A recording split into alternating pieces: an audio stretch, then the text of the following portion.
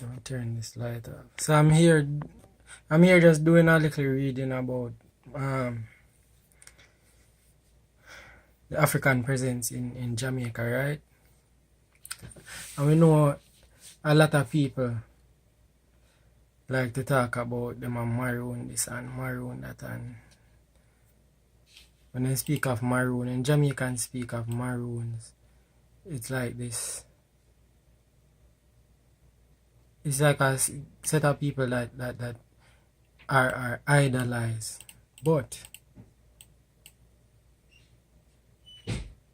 along with commending them for fighting for their freedom, we have to understand that these people aren't all good, because they made one great mistake, and that was to make a deal and deal with the British to return other African people who dared to fight for their freedom and run away. So this article I found is discussing mentions of different ethnic groups across Africa, across Jamaica, who were runaways. So they would have ads in papers and newspaper articles and listings talking about who ran away and who were caught and returned and what have you. So you read here on the first line. So Mary and Angola. So this is a European name given to an African from this region, right? So this could be Angola, or like Upper Angola,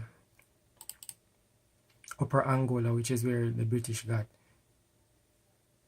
went to capture Africans and enslave them. So Mary and Angola to Miss Kitty Burke at Mr. Wood's pen near Kingston. Mark TF between and left shoulder. So I am going to assume that Mark means they branded this African woman who was wrongly called Mary, and left shoulder brought in by who? The Maroons. So while they did fight the British to gain their freedom, they also betrayed the larger population of Africans. So other people like Miss Mary, who said, F enslavement, I am going to fight for my freedom and take over myself from this house or this plantation or what have you, was captured by these people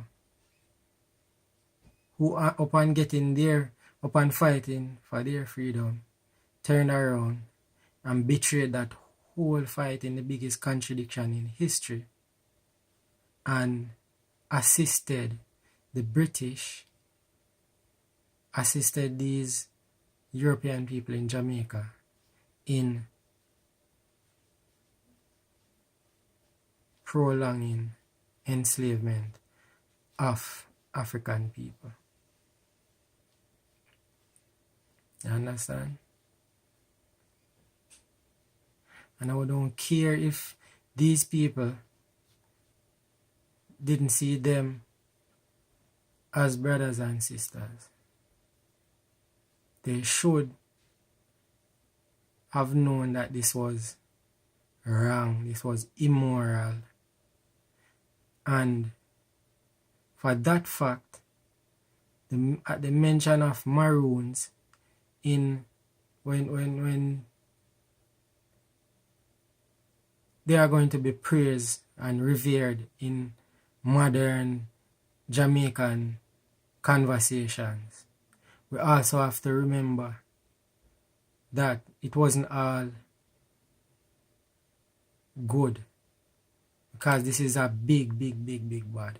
So yeah, I just wanted to mention that for the people who don't understand the dynamics of Maroonage in Jamaica. Yes, they did fight for their freedom. Yes, they were like one of the first groups of African to actually win autonomy or independence from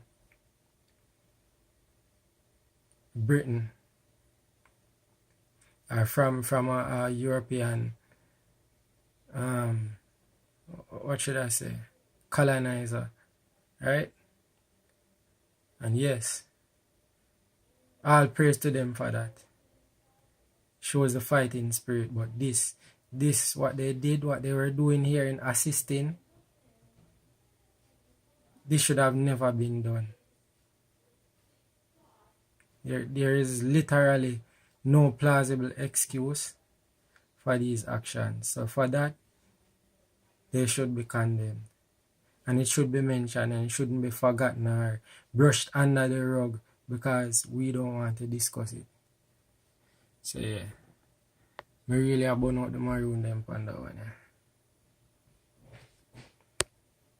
And alright, I must mention also that it's probably not all of them because there are different Maroon communities. So it's probably not all of them who are actively participating in this. So there might have been some that agreed to just so they don't have to fight any more wars with the British, and they just ignore this deal where they are required to bring back runaway Africans. But there were many instances where they collaborated with their former oppressor and oppressed other people that look like them. Other people who were going through the same hardships and difficulty that they went through once. I don't see where they make that.